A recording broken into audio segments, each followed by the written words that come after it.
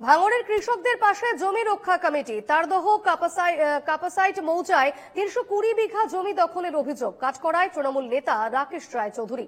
NKTV বাংলার খবরের জেরে কৃষকদের পাশে দাঁড়ালো কমিটি। পাওয়ার গ্রিড আন্দোলনে ফিরিয়ে আনার হুঁশিয়ারি। কৃষকদের সব রকম সাহায্যের আশ্বাস। আন্দোলনকে অন্য মাত্রায় নিয়ে যাওয়া হবে, হুঁশিয়ারি জমি রক্ষা কমিটির নেতা অলিক চক্রবর্তী।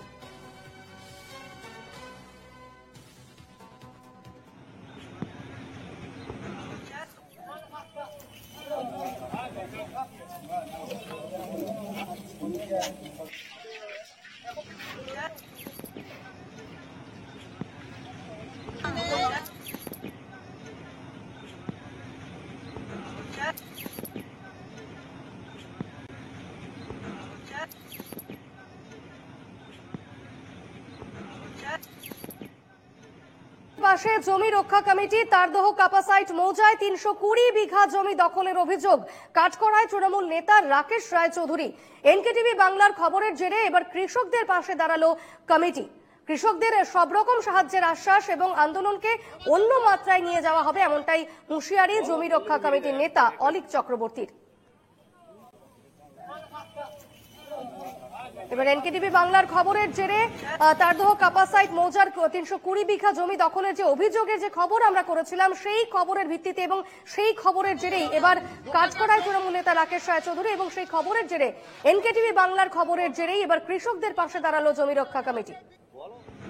তারদহ অঞ্চলে প্রায় ৩২০ বিঘা জমি জবরদখল করে কৃষকদেরকে উচ্ছেদ করার একটি খবর সামনে এসেছে। আমরা এর বিরুদ্ধে প্রতিবাদ জানিয়েছি জমি জীবিকা বাস্তুতন্ত্র পরিবেশ রক্ষা কমিটির পক্ষ থেকে, এবং সেখানে শোনা যাচ্ছে যে জনৈক রাকেশ চৌধুরী, যিনি সেই তারদহ অঞ্চলের প্রধানের স্বামী, প্রভাবশালী একজন নেতা, তিনি সেই উচ্ছেদের প্রধান কারিগর, এবং তিনি কোনো একটা অজানা কোম্পানির নামে সেটি জবরদখল করছে। এবং তার নামে আরো অভিযোগ যে বিগত এক বছর আগেও তিনি এই ধরনের একটি উদ্যোগ নিয়েছিলেন, আদিবাসীদের জমি তিনি দখল করার চেষ্টা করেছিলেন, এবং তার নামে সেই অভিযোগ আছে। পুলিশ এখনো পর্যন্ত তার বিরুদ্ধে কোনো ব্যবস্থা নেয়নি। উদ্ধারক এবং এই জমি যেসব অ্যান্টি সোশ্যালদের হাতে গেছে, এলাকার দুষ্কৃতীদের হাতে গেছে, সেই জমি তাদের থেকে মুক্ত করে স্বাভাবিকভাবে যাদের কৃষকদের জমি কৃষকরা ফেরত পাক। এবং আমরা এটুকু জানাচ্ছি যে আমরা জমি কমিটির পক্ষ থেকে পরিষ্কারভাবে বলছি, আমরা এই জমি মালিকদের পাশে আছি এবং সরকারি জমি জলাভূমি যে শ্রেণী পরিবর্তন আছে তার বিরুদ্ধে আমরা প্রতিবাদ জানাবো, এবং যে কোনো সময় আমরা সেই সাইডে সেই কৃষকদের সঙ্গে সাক্ষাৎ করব, সেখানে যাব, তাদের সাথে আমরা যোগাযোগ করব। তার পরবর্তীতে আমরা কোন পদক্ষেপ নেওয়া যায় এবং কি ধরনের আন্দোলন করতে হয় সেটা আমরা দেখিয়ে দেব।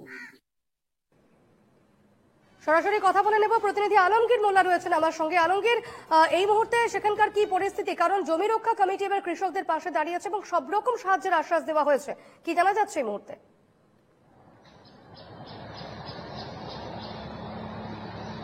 একদমই, দেখো দীপন্না, ভাঙড়ের যে নয়া জমি আন্দোলন সেটি কিন্তু একটি বৃহত্তর জমি আন্দোলনের রূপ ধারণ করতে চলেছে বলে কিন্তু পরিস্থিতি সেইভাবেই কিন্তু এগোচ্ছে, এমনটা কিন্তু দেখা যাচ্ছে। দেখো ২৮শে জুলাই থেকেই কিন্তু এই জমি আন্দোলন চলছে তারদহ এলাকায়, এবং তারদহ এলাকার তৃণমূল নেতা রাকেশ রায় চৌধুরী, যে শওকত মোল্লা ঘনিষ্ঠ এবং তারদহ এলাকার পঞ্চায়েত প্রধানের স্বামী রাকেশ রায় চৌধুরী, তার বিরুদ্ধেই মূলত অভিযোগ।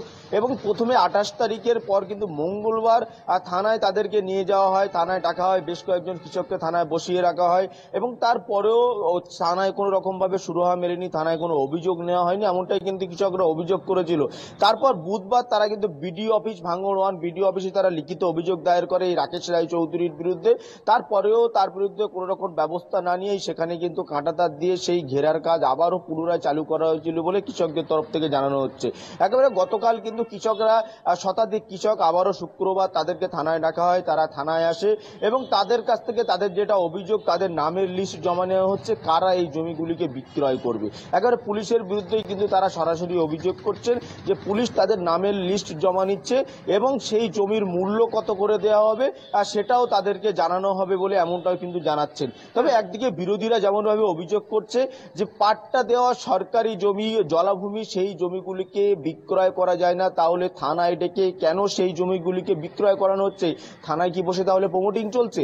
একবারে বিজেপির পক্ষ থেকে যেমনটা দাবি করা হচ্ছে, জমি রক্ষা কমিটির পক্ষ থেকেও তেমনটাই দাবি করা হচ্ছে যে থানা কেন এই সমস্ত মীমাংসা করবে, তার জন্য বিডিও, বিএলআরও, এলআরও তারাই মীমাংসা করবে, তারা ডাকবে, তাহলে থানা কেন মীমাংসা করবে? থানায় যাদের বিরুদ্ধে অভিযোগ, যারা জমি হাঙর, যাদের বিরুদ্ধে থানায় অভিযোগ নিচ্ছে না, যাদেরকে পুলিশ গ্রেপ্তার করছে না, যারা এই জমি বেআইনি ভাবে কাঁটাতার দিয়ে ঘিরছে, কৃষকদের জমি জোরপূর্বক ভাবে কেড়ে নিচ্ছে, তাদেরকে সেখানে গেলে তাদেরকে সেখান থেকে সরিয়ে দেওয়া হচ্ছে, তাহলে তাদেরকে কেন পুলিশ গ্রেপ্তার করছে না?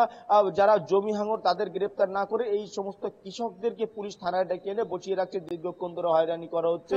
এবং এই যে রাকেশ রায় চৌধুরীর বিরুদ্ধে পুলিশ এখনো পর্যন্ত কোনো অভিযোগ নেয়নি। তবে পরবর্তীতে দেখা যায় আমাদের খবরে, এনকেটিভি বাংলার খবরের জেরেই কিন্তু পাওয়ার গ্রিড আন্দোলনকারী যারা জমি রক্ষা কমিটি রয়েছে, পাওয়ার গ্রিড বিরোধী আন্দোলনকারী জমি রক্ষা কমিটি, মির্জা হাসান থেকে অলিক চক্রবর্তী, তাদের সঙ্গে পরবর্তীতে কৃষকরা যোগাযোগ করেন এবং তাদেরকে পাশে পাওয়ার আশ্বাস তারাও দিয়েছেন, যেটা আমরা জমি কমিটি যারা রয়েছে তারা বলেছেন, অলিক চক্রবর্তী বা মির্জা হাসান, যে এই যারা জমি আন্দোলন করছে এই জমি কোনো রকম ভাবেই কোনো কোম্পানি জমি হাঙরদের কবলে আমরা যেতে দেব না।